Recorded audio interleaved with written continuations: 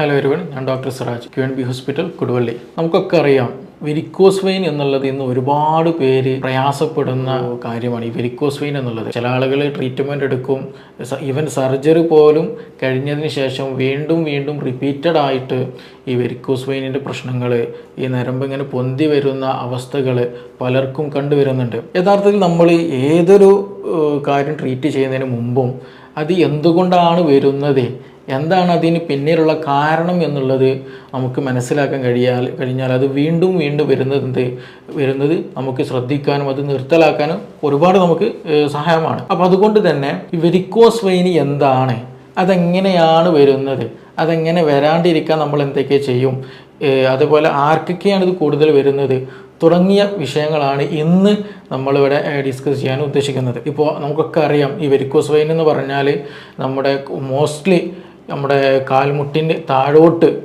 നരമ്പുകളെല്ലാം തടുത്തിട്ട് ഒരു സിഗ്സാഗ് പോലെ ആയിട്ടും ഒരു പ്രത്യേക ഷേപ്പില്ലാണ്ട് വീർത്ത് തടിച്ചിട്ട് നമുക്ക് കാണാൻ കഴിയുന്ന ഒരു കണ്ടീഷനാണ് ഈ പറയുന്ന വെരിക്കോസ് വെയിൻ എന്ന് പറയുന്നത്. ചില ആളുകൾക്ക് അതൊരു നീലിച്ച പോലെ അല്ലെങ്കിൽ ഒരു പച്ച കളറും ഒരു പർപ്പിൾ കളറൊക്കെ ആയിട്ട് എന്ത് ചെയ്യും, അത് കാണാൻ കഴിയും. അതേപോലെ തന്നെ ചില ആളുകൾക്ക് അതിന് ബ്ലീഡിങ് വരാറുണ്ട്, അത് പിന്നീട് അൾസറായിട്ട് വരും, നല്ല വീക്കം വരും, നല്ല ചൊറിച്ചിലുണ്ടാകും, നല്ല ഇച്ചിങ് ഉണ്ടായിരിക്കും, അവിടുത്തെ കളറൊക്കെ മാറി സ്കിന്ന് തന്നെ കേടുവന്ന് പോകുന്ന അല്ലെങ്കിൽ സ്കിന്നിന് തന്നെ വലിയ മാറ്റം സംഭവിക്കുന്ന ബുദ്ധിമുട്ടുകൾ പോലും ഈ വെരിക്കോസ് വെയിൻ കാരണമായിട്ട് ഉണ്ടാകാറുണ്ട്. അപ്പോൾ എന്താണ് യഥാർത്ഥത്തിൽ വെരിക്കോസ് വെയിൻ? നമുക്കൊക്കെ അറിയാം, നമ്മുടെ ബ്ലഡ് പമ്പ് ചെയ്യുന്നത് ഹൃദയമാണ്. ഈ ഹൃദയം എന്ത് ചെയ്യും, മിടിക്കുന്ന സമയത്ത് ബ്ലഡ് ആർട്ടറികളിലൂടെ, അതായത് ധമനികളിലൂടെ അത് ശരീരത്തിൻ്റെ എല്ലാ ഭാഗങ്ങളിലേക്കും പമ്പ് ചെയ്യും, എത്തിപ്പെടും. പിന്നീട് അതേ ബ്ലഡ് എന്ത് ചെയ്യണം, റിട്ടേൺ പോകണം ഇവിടേക്ക്, ഹൃദയത്തിലേക്ക്. അപ്പോൾ യഥാർത്ഥത്തിൽ ബ്ലഡ് പോകുന്ന വഴിയും തിരിച്ച് റിട്ടേൺ വരുന്ന വഴിയും രണ്ട് റൂട്ടാണ്. ഒന്ന് ധമനികളിലൂടെ എന്ത് ചെയ്യും, ശരീരത്തിൻ്റെ എല്ലാ ഭാഗങ്ങളിലേക്കും ബ്ലഡ് എത്തും. തിരിച്ച് റിട്ടേൺ വരുന്നത് സിരകളിലൂടെയാണ്, നമ്മൾ മലയാളത്തിൽ അങ്ങനെയാണ് പറയാറുള്ളത്. അപ്പോൾ ഇത് രണ്ടിലുള്ള വ്യത്യാസം എന്താണെന്ന് വെച്ചാൽ, ഫോർ എക്സാമ്പിൾ ഞാൻ ചെറുതായിട്ട് പെട്ടെന്ന് സിമ്പിളായിട്ട് മനസ്സിലാക്കുന്ന രീതി പറഞ്ഞുതരാം. അതായത് നമ്മുടെ കാല് അല്ലേ, അതെപ്പോഴും താഴോട്ടാണല്ലേ. അപ്പോൾ താഴെ നിന്നുള്ള ബ്ലഡ് എന്ത് ചെയ്യണം, മുകളിലോട്ട് പോകണം. ഹൃദയം മുകളിലാണല്ലോ, അപ്പോൾ അത് മുകളിലോട്ട് പോകണം എന്നുണ്ടെങ്കിൽ വളരെ ബുദ്ധിമുട്ടാണ്. കാരണം ഗ്രാവിറ്റേഷണൽ ഫോഴ്സ് ഉണ്ട് താഴോട്ടെപ്പോഴും, ഒരു ഗ്രാവിറ്റേഷണൽ ഫോഴ്സ് ഉള്ളത് കൊണ്ട് തന്നെ താഴെയുള്ള രക്തം എന്ത് ചെയ്യണം, ഹൃദയത്തിലേക്ക് പമ്പ് ചെയ്ത് എത്തണം എന്നുണ്ടെങ്കിൽ ഒരു എക്സ്റ്റേണൽ ഫോഴ്സ് അല്ലെങ്കിൽ കുറച്ചും കൂടി ഒരു എക്സ്ട്രാ വർക്ക് ഈ പറയുന്ന രക്തക്കുഴലുകളിൽ ഈ സിരകൾ എടുക്കേണ്ടി വരും. അപ്പോൾ അതുകൊണ്ട് തന്നെ ഈ സിരകളിൽ ഈ പറയുന്ന രക്തക്കുഴലുകളിൽ ചെറിയ വാൽവുകൾ അതിലുണ്ട്. ഈ വാൽവുകൾ പ്രസ് ചെയ്യുമ്പോൾ ആ വാൽവുകൾ മൂവ് ചെയ്യുന്നതിനനുസരിച്ചിട്ടാണ് നമ്മുടെ കാലുകൾക്കിടയിൽ, കാലിൻ്റെ ഉള്ളിലുള്ള അല്ലെങ്കിൽ കാലിൻ്റെ താഴെയുള്ള ആ ഭാഗങ്ങളിൽ കാണപ്പെടുന്ന സിരകളിൽ നിന്ന്, കുഴലുകളിൽ നിന്ന് ഈ വാൽവ് മുഴുവതിനനുസരിച്ചിട്ട് എന്ത് ചെയ്യും, രക്തം മുകളിലോട്ട് പോകും എന്നുള്ളതാണ്. അപ്പോൾ ഇതാണ് അതിൻ്റെ ഒരു സിസ്റ്റം എന്നുള്ള പറയുന്നത്. അപ്പോൾ കൂടുതലായിട്ട് നമ്മൾ നിന്ന് വർക്ക് ചെയ്യുക, നല്ല തടിയുള്ള ആളുകൾ, പ്രഗ്നൻസി കണ്ടീഷനുകൾ, പിന്നെ അതുപോലെ ഈ വർക്കിങ്ങിലാണ് ഇത് മെയിനായിട്ട് വരുന്നത്.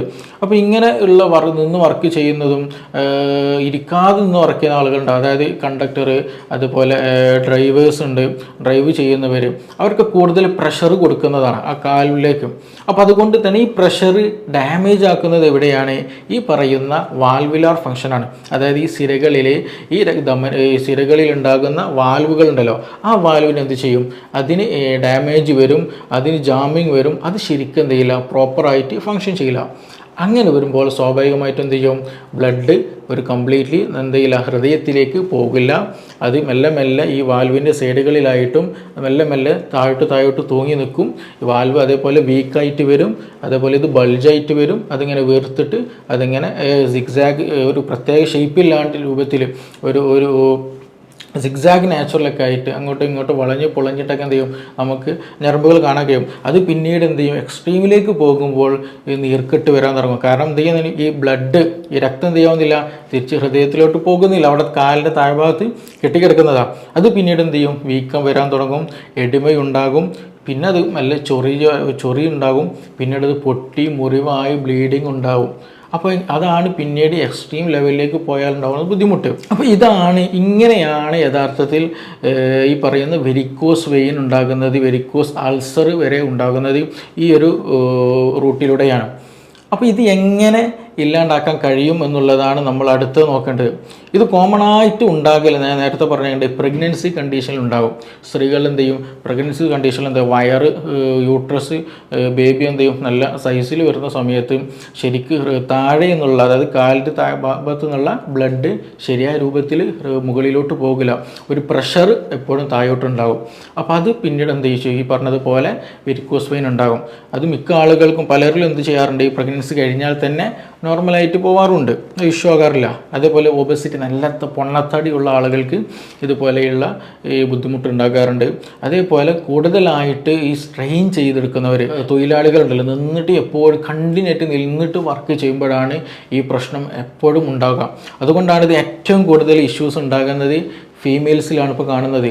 കൂടുതലായിട്ട് വർക്ക് ചെയ്യുന്നില്ല, കൂടുതൽ മറ്റു പ്രശ്നങ്ങളൊന്നുമില്ല, പക്ഷേ എന്തുണ്ടാവും, വെരിക്കോസ് വെയിൻ്റെ പ്രശ്നം പല ആളുകളും ഉണ്ടാവും. അതെന്താണെന്ന് വെച്ചിട്ടുണ്ടെങ്കിൽ നമ്മുടെ ലൈഫ് സ്റ്റൈൽ തന്നെ മാറി എന്നുള്ളത് കൊണ്ടാണ്, അല്ലേ? പണ്ടുകാലം നമ്മൾ പലയിട്ടിട്ടാണ് ഇരുന്നത്, അതേപോലെ തന്നെ ഭക്ഷണം കഴിച്ചിരുന്നത് നിലത്തിരുന്നിട്ടായിരുന്നു, പാത്രം കഴുകിയത് നിലത്ത് ഇരുന്നിട്ടായിരുന്നു, ഭക്ഷണം ഉണ്ടാക്കിയത്. ഇന്ന് ഇങ്ങനെയാണ്, ഗ്യാസാണ്, നിന്നിട്ടാണ്. അതേപോലെ പുകയില്ലാത്ത അടുപ്പുകൾ, അത് നിന്നിട്ടാണ് ഇന്നുള്ളത്. പണ്ടങ്ങനെയല്ല, നമ്മുടെ വീടുകളിൽ നിലത്ത് പലയിട്ട് ഇരുന്നിട്ടാണ് വർക്കുകൾ ചെയ്തിരുന്നതല്ല. പച്ചക്കറി ഇരുന്നതും മീൻ മുറിക്കുന്നതും അങ്ങനെ വീട്ടിലുള്ള എല്ലാ വർക്കുകളും എങ്ങനെയായിരുന്നു, ഇരുന്നിട്ടായിരുന്നു. നന്നായിട്ട് ശരീരം മടങ്ങിയിട്ടുള്ള ഇരുത്തവും നൃത്തവും ഒക്കെ ആയിരുന്നു അന്ന് നമുക്കുണ്ടായിരുന്നത്. ഇന്ന് അങ്ങനെയല്ല. ഇന്ന് നമ്മുടെ എല്ലാ തുടക്കുന്നതാകട്ടെ എങ്ങനെയാണ് മാറിയിട്ടുണ്ട്, അല്ലേ? മോപ്പ് വെച്ചുള്ള തുടക്കുന്ന സിസ്റ്റമായി. പണ്ടങ്ങനെ ആയിരുന്നില്ല, നിലത്ത് ഇരുന്നിട്ട് അല്ലെങ്കിൽ ആ ഒരു രീതിയിലൊക്കെ ആയിരുന്നു ചെയ്തിട്ടുണ്ടായിരുന്നത്. അപ്പോൾ നമ്മുടെ സ്ത്രീകൾ, വീട്ടിലുള്ള സ്ത്രീകളുടെ മിക്ക പ്രവർത്തികളും ഇന്ന് നിന്നിട്ടുള്ളതായി മാറിയത് കൊണ്ട് തന്നെ ഈ പറയുന്ന നമ്മുടെ കാലിനും അത് പ്രശ്നമാണ്. അതേപോലെ കാലിലുള്ള സർക്കുലേഷനും അത് ബാധിക്കും. അതുകൊണ്ടാണ് ഗ്രാജ്വലി എന്ത് ചെയ്യും, ചെറിയ തടിപ്പുകളായിട്ട് വരും. അന്നൊന്നും നമ്മൾ കാര്യമാക്കില്ല, കാരണം നമുക്ക് വലിയ ബുദ്ധിമുട്ടുണ്ടാവില്ല, വലിയ പ്രശ്നങ്ങളൊന്നും ഉണ്ടാവില്ല. അപ്പോൾ നമ്മളത് ശ്രദ്ധിക്കാണ്ട് വീണ്ടും എന്ത് ചെയ്യും, അതേ ജോലികളിൽ ഏർപ്പെടും, അതേ ലൈഫ് സ്റ്റൈൽ നമ്മൾ ഫോളോ ചെയ്യും. പിന്നീട് അത് ഗ്രാജ്വലി വീണ്ടും മെല്ലെ ഈ വീക്കം കൂടി വരും, മെല്ലെ നീർക്കെട്ട് വരും, ചൊറി വരാൻ തുടങ്ങും, ബ്ലീഡിങ് വരെ ഉണ്ടാകും, അൾസർ ആയിട്ട് വരെ മാറും ചെയ്യും. അതിന് കൂടെ തന്നെ ഡയബറ്റിക് ഉള്ളവർക്ക്, ഷുഗർ ഉള്ളവർക്ക് ഇത് പെട്ടെന്ന് തന്നെ വരാനുള്ള സാധ്യത വളരെ കൂടുതലാണ്. പെട്ടെന്ന് സിവിയാരിറ്റിയിലേക്ക് നീങ്ങുകയും ചെയ്യും. കൂടുതലായിട്ട് ഷുഗർ ഉള്ളവരുണ്ടെങ്കിൽ അത് പ്രത്യേകം ശ്രദ്ധിക്കേണ്ടതാണ്. അപ്പോൾ അതുകൊണ്ട് തന്നെ ഇതെല്ലാമാണ് ഇതിൻ്റെ പ്രധാനമായിട്ടുള്ള കാരണങ്ങൾ എന്ന് പറയുന്നത്. ഈ പറയുന്ന കണ്ടിന്യൂ ആയിട്ട് നിന്ന് ജോലി ചെയ്യുക എന്നുള്ളതാണ്. കണ്ടിന്യൂ ആയിട്ട് നമ്മുടെ കാലിന് പ്രഷർ കൊടുക്കുക എന്നുള്ളതാണ്. അപ്പോൾ ഇത് എങ്ങനെ വരാണ്ടിരിക്കുമെന്ന് ചോദിച്ചാൽ പ്രധാനമായിട്ട് ശ്രദ്ധിക്കേണ്ടത് കണ്ടിന്യൂ ആയിട്ട് നിൽക്കുന്ന സിറ്റുവേഷൻ ഒഴിവാക്കുക എന്നുള്ളതാണ്. തുടർച്ചയായിട്ട് എന്ത് ചെയ്യരുത്, നിന്ന് ജോലി ചെയ്യരുത്.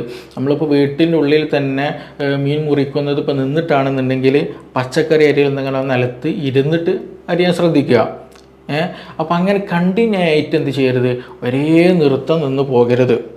അത് നമ്മൾ എല്ലാ ജോലി എടുക്കുന്നവർ നിന്നിട്ട് ഏതൊക്കെ ജോലി ചെയ്യുന്നുണ്ടോ അവരെല്ലാവരും ശ്രദ്ധിക്കേണ്ട കാര്യമാണ്. കണ്ടിന്യൂ ആയിട്ട് എന്ത് ചെയ്ത് നിൽക്കരുത്. ഇടയ്ക്കെല്ലാം നമ്മുടെ കാലിന് റിലാക്സേഷനും ഒരു മൂവ്മെൻറ്റും കാര്യങ്ങൾ വരുത്തണം. ഇല്ലെങ്കിൽ ഈ പറയുന്ന മുട്ടുവേദന വരും, തേയ്മാനം ഉണ്ടാകും, ഈ വെരിക്കോസ് അൾസർ, വെരിക്കോസ് വെയിൻ, ഇതിൻ്റെയൊക്കെ എല്ലാ പ്രശ്നങ്ങളും ഉണ്ടാകാൻ സാധ്യത ഈ ഒരു സെഡൻറ്ററി ലൈഫാണ്. ശരിക്കും കാല് അനക്കുന്നില്ല, മടക്കുന്നില്ല, മൂവ് ചെയ്യുന്നില്ല, റെസ്റ്റ് കൊടുക്കുന്നില്ല എന്നുള്ളതാണ്. അപ്പോൾ അതുകൊണ്ട് തന്നെ കണ്ടിന്യൂ ആയിട്ട് നിൽക്കുന്ന അല്ലെങ്കിൽ ആ ഒരു സിറ്റുവേഷൻ എന്ത് ചെയ്യണം, നമ്മൾ ഒഴിവാക്കണം. അതേപോലെ എന്തെങ്കിലും കൂടുതലായിട്ട് വെയിറ്റ് എടുക്കുന്ന ജോലി എന്തെങ്കിലും ഉണ്ടെങ്കിൽ അതും എന്ത് ചെയ്യണം, നമ്മൾ ഒഴിവാക്കേണ്ടതാണ്. അപ്പോൾ ഈ ലൈഫ് സ്റ്റൈൽ നമ്മൾ മാറ്റം നമുക്ക് എത്രത്തോളം വരുത്താൻ കഴിയുന്നോ അത്രത്തോളം നമുക്ക് എന്ത് ചെയ്യാൻ കഴിയും, ഇത് ശ്രദ്ധിക്കാൻ കഴിയും. അതേപോലെ ഇനി അഥവാ ഇത് ആർക്കെങ്കിലും വരുന്നുണ്ടെങ്കിൽ അല്ലെങ്കിൽ ഇത് ചെറിയ അടയാളം നമ്മുടെ കാലിൻ്റെ ഭാഗത്തൊക്കെ, കാൽപാദത്തിൻ്റെ ഭാഗത്തൊക്കെ ആയിട്ട് എന്തൊരും ചെറിയ നരമ്പുകൾ ഇങ്ങനെ പൊന്തി വരുന്നത് കാണാൻ കഴിയും. അങ്ങനെയുള്ളവരൊക്കെ ഉണ്ട് എന്നുണ്ടെങ്കിൽ അതൊരു സിവിയാരിറ്റിയിലേക്ക് എത്താതെ തന്നെ എന്ത് ചെയ്യാം, ചെറിയ രൂപത്തിൽ എക്സസൈസ് ചെയ്തിട്ടൊക്കെ മാറ്റം വരുത്തേണ്ടതാണ്.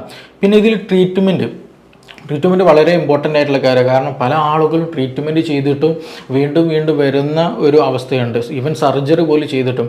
അതെന്തുകൊണ്ടാണ് അങ്ങനെ വരുന്നതെന്ന് ചോദിച്ചിട്ടുണ്ടെങ്കിൽ മറ്റൊന്നുമല്ല, നേരത്തെ പറഞ്ഞതുപോലെ നമ്മുടെ ലൈഫ് സ്റ്റൈൽ മാറ്റണം. ട്രീറ്റ്മെൻറ്റ് കഴിഞ്ഞാൽ, സർജറി കഴിഞ്ഞ് എന്ത് ചെയ്യണം, നമ്മുടെ ലൈഫ് സ്റ്റൈൽ ഒരുപാട് നേരമായിട്ടുള്ള നൃത്തങ്ങൾ ഉണ്ടെങ്കിൽ എന്ത് ചെയ്യണം, അത് ഒഴിവാക്കണം. ഈവൻ നമ്മൾ ചെയറിൽ ഇരിക്കുമ്പോൾ പോലും, ഇപ്പോൾ കസേരയിൽ ഇരിക്കുമ്പോൾ പോലും നമ്മുടെ കാൽമുട്ടിൻ്റെ താഴ്ഭാഗം എങ്ങനെയാണ് നിവർന്നിട്ടല്ലേ അല്ലേ? അപ്പോൾ അങ്ങനെ വരുമ്പോൾ പോലും എന്ത് ചെയ്യാണ്, ബോഡിയെ സംബന്ധിച്ചിടത്തോളം, കാലിനെ സംബന്ധിച്ചിടത്തോളം, അവിടെ ഉള്ള ഞരമ്പിനെ സംബന്ധിച്ചിടത്തോളം അവിടുത്തെ ബ്ലഡ് എന്ത് ചെയ്യണം, ഗ്രാവിറ്റേഷണൽ ഫോഴ്സിന് വിപരീതമായിട്ട് ഹൃദയത്തിലേക്ക് എന്ത് ചെയ്യണം, മൂവ് ചെയ്ത് കൊണ്ടുപോകണം. അപ്പോൾ അതുകൊണ്ട് തന്നെ കൂടുതലായിട്ടുള്ള വർക്കിംഗ് ലോഡ് ആർക്ക് വരും, ഈ പറയുന്ന കാലിലുള്ള മുട്ടിന് താഴെയുള്ള ആ ഒരു ഞരമ്പിലേക്ക് ഉണ്ടാകും. അപ്പോൾ നമ്മൾ കൂടുതലായിട്ട് ഈവൻ ഇരിക്കുന്ന സമയത്ത് പോലും അവരിലും എന്തുണ്ടാകും, ഈ പറയുന്ന അസുഖങ്ങളുണ്ട്. കൂടുതൽ കമ്പ്യൂട്ടർ വർക്കുള്ളവർ, IT ജോബ് ചെയ്യുന്നവർ, അവർക്കൊക്കെ ഇത് ഉണ്ടാകാനുള്ള സാധ്യത വളരെ കൂടുതലാണ്. അവർ എന്ത് ചെയ്യണമെന്ന് വെച്ചിട്ടുണ്ടെങ്കിൽ, നമ്മൾ ഇരുന്ന് വർക്ക് ചെയ്യുമ്പോൾ വലത്തെ കാലം എന്ത് ചെയ്യുക, നമ്മൾ ഇരിക്കുന്ന ചെയറിലേക്ക് കയറ്റി വെക്കുക. നമ്മൾ ചമ്രം പടിഞ്ഞിരിക്കുന്ന ഒരു സ്റ്റൈൽ ഉണ്ടല്ലോ, എന്നതുപോലെ ഒരു കാല് കയറ്റി വെക്കുക. പിന്നെ അത് കഴിഞ്ഞതിന് ശേഷം ഒരു നിശ്ചിത സമയം കഴിഞ്ഞാൽ അടുത്ത കാലം എന്ത് ചെയ്യുക, മുകളിലിട്ട് കയറ്റി വെക്കാം. മറ്റേത് നോർമൽ സാധാ പോലെ വെക്കാം. അങ്ങനെ കണ്ടിന്യൂ ആയിട്ട് ഏതെങ്കിലും ഒരു കാല് താഴ്ത്തിയിട്ടും മടക്കിയിട്ടൊക്കെ ആയിട്ട് ഇരിക്കാൻ ശ്രദ്ധിക്കണം. ഞാൻ നേരത്തെ പറഞ്ഞതുപോലെ കണ്ടിന്യൂ ആയിട്ട് എന്ത് ചെയ്യരുത്, കാലിങ്ങനെ താഴോട്ട് ഇറക്കി വെക്കരുത്. അത് നേരത്തെ പറഞ്ഞതുപോലെ ഗ്രാജ്വലി എന്ത് ചെയ്യും, പെട്ടെന്നല്ലത് ഉണ്ടാവുക. ഗ്രാജ്വലി മെല്ലെ മെല്ലെ പതിയെ ഇത് നമ്മുടെ ഈ ഞരമ്പുകളെ വീക്കാക്കി കൊണ്ടുവരും. ഈ സിരകൾ എന്ത് ചെയ്യും, ഈ വാൽവുകളെ വീക്കാക്കി കൊണ്ടുവരികയാണ് ചെയ്യുന്നത്. പിന്നെ മറ്റൊന്ന് ചെയ്യണമെങ്കിൽ നമ്മൾ എക്സസൈസ് ചെയ്യാൻ ശ്രദ്ധിക്കണം. ഈ പറയുന്ന ഞാൻ പറഞ്ഞാൽ ജോലി ചെയ്യുന്നവർ, ലോങ് സ്റ്റാൻഡിങ് ആയിട്ട് നിന്നിട്ട് ജോലി ചെയ്യുന്നവർ എന്ത് ചെയ്യാം, എക്സസൈസ് ചെയ്യാൻ ശ്രദ്ധിക്കുക. പ്രത്യേകിച്ച് കാലിലേക്കുള്ള സർക്കുലേഷൻ വളരെ ഇമ്പോർട്ടൻ്റ് ആണ്. അതാണ് ശ്രദ്ധിക്കേണ്ടത്. അതിനെന്ത് ചെയ്യണമെന്ന് വെച്ചിട്ടുണ്ടെങ്കിൽ, നമ്മുടെ തമ്പ് നമ്മൾ സ്ട്രൈറ്റ് ആയിട്ട് നിൽക്കുക. സ്ട്രൈറ്റ് ആയിട്ട് നിന്നതിന് ശേഷം രണ്ട് തമ്പും എന്ത് ചെയ്യാം, നിലത്ത് കുത്തി വെച്ചതിന് ശേഷം ഹീൽ എന്ത് ചെയ്യണം, മുകളിലോട്ട് മെല്ലെ പൊക്കുക. ഫുള്ള് പ്രഷറോടെ വരണം നമ്മുടെ മുന്നിലുള്ള തമ്പിലേക്ക്, അല്ലെങ്കിൽ മുന്നിലുള്ള ആ രണ്ട് വിരലിലേക്ക് വരണം. എന്നിട്ട് എന്ത് ചെയ്യുക, ഹീൽ മെല്ലെ മുകളിലോട്ട് പൊക്കുക, മെല്ലെ താഴ്ത്തുക, വീണ്ടും മുകളിലോട്ട് പൊക്കുക, താഴ്ത്തുക. ഈ ഒരു മൂവ്മെൻറ്റ് എന്ത് ചെയ്യണം, ഇതിങ്ങനെ ചെയ്തുകൊണ്ടിരിക്കുക. നമ്മളിപ്പോൾ ഈവൻ കണ്ടിന്യൂ ആയിട്ട് ഇപ്പോൾ ഒരു സിറ്റിങ്ങിൽ ഇങ്ങനെ വർക്ക് ചെയ്തുകൊണ്ട് കമ്പ്യൂട്ടറിൽ വർക്ക് ചെയ്തുകൊണ്ടിരിക്കുകയാണ്. അപ്പോൾ ഒരു 15 മിനിറ്റ് അല്ലെങ്കിൽ ഒരു അരമണിക്കൂർ കഴിഞ്ഞതിന് ശേഷം എണീറ്റിട്ട് എന്ത് ചെയ്യാം, എവിടെയെങ്കിലും നിന്നിട്ട് ഇത് പെട്ടെന്ന് നമുക്ക് ചെയ്യാവുന്നേ ഉള്ളൂ. അങ്ങനെ ചെയ്യുമ്പോൾ എന്ത് ബെനിഫിറ്റ് എന്താണെന്ന് വെച്ചിട്ടുണ്ടെങ്കിൽ, നമ്മുടെ ആ ഭാഗത്തുള്ള കാഫ് മസിൽസിന് നല്ല സപ്പോർട്ട് ഉണ്ടാവും. അപ്പോൾ ഈ കാഫ് മസിൽ നല്ലോണം സ്ട്രോങ് ആയിട്ട് മൂവ് ചെയ്യും. നല്ല കൺസ്ട്രക്ഷനും റിലാക്സേഷനും നടക്കുമ്പോൾ ഈ പറയുന്നതുപോലെ അവിടുത്തെ ബ്ലഡ് എന്ത് ചെയ്യും, മുകളിലോട്ട് പമ്പ് ചെയ്യാൻ അത് ഒരുപാട് ഹെൽപ്ഫുള്ളാണ്. അത് ഒരുപാട് റിലാക്സേഷനും ഉണ്ടാവുകയും ചെയ്യും. അപ്പോൾ അതുകൊണ്ട് ഇങ്ങനെ ഇരുന്നിട്ട് വർക്ക് ചെയ്യുന്നവരൊക്കെ എന്ത് ചെയ്യുക, കണ്ടിന്യൂ ആയിട്ട് ഇരുന്ന് വർക്ക് ചെയ്യുന്നവർക്ക് പ്രത്യേകിച്ച് ഈ ഒരു മൂവ്മെൻറ്റ് അല്ലെങ്കിൽ ഈ ഒരു എക്സസൈസ് ചെയ്യാൻ ശ്രദ്ധിക്കുക എന്നുള്ളത് വളരെ ഇമ്പോർട്ടൻ്റ് ആണ്. ഇനി അതേപോലെ തന്നെ നമുക്ക് ഇതിന് പറ്റിയിട്ടുള്ള ചുരുങ്ങാൻ പറ്റിയിട്ടുള്ള മെഡിസിൻസ് ഉണ്ട്, അതിൻ്റെ സർജറികളുണ്ട് നേരത്തെ പറഞ്ഞതുപോലെ. പിന്നെ അതുപോലെ ഇതിന് കംപ്രസ് ചെയ്യാൻ പറ്റുന്ന സോക്സുകൾ അവൈലബിൾ ആണ്. പിന്നെ അതുപോലെ ബാൻഡേജുകളുണ്ട്. ഇത് എങ്ങനെ ഇത് കുറക്കാൻ പറ്റിയിട്ടുള്ള അതിൻ്റെ പ്രശ്നങ്ങൾ കുറക്കാൻ പറ്റില്ല. ചില ആളുകൾ ഞാൻ നേരത്തെ പറഞ്ഞു നല്ല പെയിൻ ഉണ്ടായിരിക്കും, ഭയങ്കര കടയുന്ന പെയിൻ എന്നാണ് പേഷ്യൻസ് പറയുന്നത്, അല്ലെങ്കിൽ ഭയങ്കര കടച്ചിലാണെന്ന് പറയാറ് അവർ. അപ്പോൾ ഇന്നതേപോലെ നല്ല വീർത്ത് വരിക, വീക്കം വരിക. അപ്പോൾ അതിനൊക്കെ ഇല്ലാണ്ടിരിക്കുന്ന ബാൻഡേജ് സിസ്റ്റങ്ങൾ, ട്രീറ്റ്മെൻറ്റുകളും കാര്യങ്ങളുണ്ട്. അതേപോലെ തന്നെ നമ്മൾ കിടക്കുന്ന സമയത്ത് പോലും എന്ത് ചെയ്യണം, കാൽ ഉയർത്തി വെക്കാനൊന്ന് ശ്രദ്ധിക്കണം. പ്രത്യേകിച്ച് ഈ ഇങ്ങനെയുള്ള കേസുകൾ കൂടിയിട്ട് വീക്കം ഒക്കെ വന്നിട്ടുള്ള അല്ലെങ്കിൽ നീർക്കെട്ട് വരുന്ന പേഷ്യൻസാണ് കൂടുതലായിട്ട് ഈ വിഷയത്തിൽ ശ്രദ്ധിക്കേണ്ടത്. അത് നമ്മൾ ചില ആളുകൾ, ചില പേഷ്യൻസ് എന്ത് ചെയ്യും, കിടക്കുന്ന സമയത്ത് കാലിൻ്റെ താഴെ തലയണ വെക്കുന്നൊരു പതിവുണ്ട്. അതിനേക്കാൾ ഏറ്റവും ബെറ്റർ ഓപ്ഷൻ എന്ന് പറയുന്നത് നമ്മൾ കിടക്കുന്ന ബെഡിൻ്റെ താഴെ എന്ത് ചെയ്യുക, തലയണ വെക്കുന്നതാണ് ഏറ്റവും ഉചിതം. അങ്ങനെയാകുമ്പോൾ എന്താണെന്ന് വെച്ചാൽ നമ്മൾ ഫുൾ ടൈം എന്ത് ചെയ്യും, കാല് നമുക്ക് ഉയർത്തി വെക്കാൻ തന്നെ കഴിയും. മറ്റേത് നമ്മൾ കിടക്കുന്ന സമയത്ത് മാത്രമേ തലയണ എന്തുണ്ടാവുള്ളൂ, നമ്മൾ കാലിൻ്റെ താഴെ ഉണ്ടാവുകയുള്ളൂ. പിന്നീട് അത് നമ്മൾ ഉറക്കത്തിലായി പോയാൽ തലയണ ഒരു സൈഡിലും കാലൊരു ഭാഗത്തുമായിട്ടുണ്ടാവില്ല. അപ്പോൾ അതില്ലാണ്ടിരിക്കാൻ ഏറ്റവും ബെറ്റർ ഓപ്ഷൻ കാൽ ഉയർത്തി വെക്കുന്നതിന് സമയത്ത് എന്ത് ചെയ്യുക, കിടക്കുന്ന സമയത്ത് ബെഡിന് താഴെ തലയണ വെച്ചാൽ അത് ഒന്നും കൂടെ ഹെൽപ്ഫുള്ളാണ്. അപ്പോൾ ഇതെല്ലാമാണ് നമ്മൾ പ്രധാനമായിട്ട് ശ്രദ്ധിക്കേണ്ടത്. പിന്നെ അതുപോലെ ചില കണ്ടീഷൻസ് ഞാൻ നേരത്തെ പറഞ്ഞിട്ടുണ്ട്, ഇത് എക്സ്ട്രീമിലേക്ക് പോയാൽ വെരിക്കോസ് അൾസർ ഉണ്ടാകും. അവിടുന്ന് ഈ പറയുന്ന പോലെ വീക്കം വന്നിട്ട് അത് പൊട്ടി ഒലിച്ചിട്ട് മുറിവായിട്ട്, നേരത്തെ പറഞ്ഞു ഇത് സർക്കുലേഷനെ ബാധിക്കുന്ന ഇഷ്യൂ ആണ്. അപ്പോൾ അതുകൊണ്ട് തന്നെ ശരിക്കും ഹീലിംഗ് പ്രോസസ്സ് നടക്കില്ല, പെട്ടെന്ന് ഉണങ്ങിയില്ല. ചില ആളുകൾ ഡയബറ്റിക് പോലും ഉണ്ടെങ്കിൽ, ഡയബറ്റിക് പോലെയുള്ള പ്രശ്നങ്ങൾ ഉണ്ടെങ്കിൽ, ഷുഗർ ഉണ്ടെങ്കിൽ ഇത് ഉണങ്ങാൻ വളരെ പ്രയാസമാണ്. അപ്പോൾ അതുകൊണ്ട് തന്നെ അങ്ങനെയുള്ളവർക്ക് പ്രത്യേകമായിട്ടുള്ള ട്രീറ്റ്മെൻറ്റുകളുണ്ട്. ചില പ്രത്യേക കോമ്പിനേഷൻസ് ഓഫ് മെഡിസിൻസ് നമ്മൾ അപ്ലൈ ചെയ്താൽ തന്നെ നമുക്ക് നല്ല പോസിറ്റീവായിട്ടുള്ള റിസൾട്ട് തന്നെ കൊണ്ടുവരാവുന്നതാണ്. അവിടുത്തെ സർക്കുലേഷൻ ഇമ്പ്രൂവ് ആക്കാൻ പറ്റാവുന്നതാണ്. അതേപോലെ അവിടുത്തെ സ്കിന്നുകൾ അവിടുത്തെ സ്കിന്ന് പല ആളുകൾക്കും ഉണ്ടാവും നല്ല ഡ്രൈ ആയിട്ട് നല്ല ഒരു കറുത്ത് ഡോട്ട് ആയിട്ടുള്ളതുണ്ടാവും. ചില ആളുകൾക്ക് നല്ല കറുപ്പ് തന്നെ ഉണ്ടാകും. കാലിന് മുകളിലോട്ട് പ്രശ്നം ഉണ്ടാവില്ല, പക്ഷേ ആംഗിള് ആ ഭാഗത്ത് കാൽപാദം ആ സൈഡിലൊക്കെ എന്തുണ്ടാവും ഇതേയുള്ള പ്രശ്നങ്ങളുണ്ടാകും. അതെന്താണെന്ന് വെച്ചിട്ടുണ്ടെങ്കിൽ ഈ സർക്കുലേഷൻ അവിടുത്തെ കാപ്പില്ലറി ചെറിയ ഞരമ്പുകൾ രക്തം പോകുന്ന കുഴലുകൾ ഉണ്ടാവും, അതൊക്കെ ഡാമേജ്ഡ് ആയിട്ടാണ് അങ്ങനെ ഉണ്ടാകുന്നത്. അപ്പോൾ അതൊക്കെ നോർമലാക്കാൻ പറ്റാവുന്നതാണ്. ഇതൊരു സിവിയർ ബുദ്ധിമുട്ടല്ല, അല്ലെങ്കിൽ ഇത് മാറാത്തൊരു അസുഖമല്ല. ഇത് നമുക്ക് നല്ല രീതിയിൽ ട്രീറ്റ് ചെയ്താൽ പെട്ടെന്ന് മാറ്റാവുന്നതാണ്. അതേപോലെ തന്നെ നമ്മളെല്ലാവരും നമ്മുടെ ജീവിതത്തിൽ നമ്മുടെ ലൈഫ് സ്റ്റൈലിൽ ഈ പറയുന്ന കാര്യങ്ങൾ ശ്രദ്ധിക്കണം. ലോങ് സ്റ്റാൻഡിങ് നിൽക്കുന്നതും പിന്നെ അതുപോലെ തന്നെ ഈ ജോലികളുടെ ഇടവേളകളിൽ പ്രത്യേകം കാലുകൾ പരിഗണിച്ചുകൊണ്ട് റെസ്റ്റ് കൊടുക്കുന്ന ഒരു സംവിധാനമൊക്കെ നമ്മൾ സെൽഫായിട്ട് തന്നെ കാണണം. അത് നമ്മുടെ ജോലിയെ ബാധിക്കാനും പാടില്ല, അതേപോലെ നമ്മുടെ ആരോഗ്യത്തിന് പ്രതികൂലമാകാൻ പാടില്ല. ആ രീതിയിൽ ഒരു നല്ല പോസിറ്റീവായിട്ട് തന്നെ നമുക്ക് വർക്ക് ചെയ്യാനും കഴിയണം. അങ്ങനെ കഴിഞ്ഞാൽ നമുക്ക് ഒരു പ്രശ്നമില്ലാത്ത രീതിയിൽ, അല്ലെങ്കിൽ ഭാവിയിലേക്ക് ഒരു വലിയൊരു ബുദ്ധിമുട്ടില്ലാത്ത രീതിയിൽ തന്നെ നമുക്ക് പെട്ടെന്ന് ട്രീറ്റ് ചെയ്യാവുന്നതാണ്, അത് പെട്ടെന്ന് മാനേജ് ചെയ്യാവുന്നതാണ്. അപ്പോൾ അതുകൊണ്ട് ഇനി ഇതിൽ എന്തെങ്കിലും സംശയങ്ങൾ, എന്തെങ്കിലും ക്ലാരിഫൈ ചെയ്യാനുണ്ടെങ്കിൽ തീർച്ചയായിട്ടും നിങ്ങൾക്കിതിൽ ബന്ധപ്പെടാവുന്നതാണ്. ഓക്കെ, തീർച്ചയായും നമുക്കിനി മറ്റൊരു വിഷയവുമായിട്ട് വേറൊരു സമയത്ത് കണ്ടുമുട്ടാം.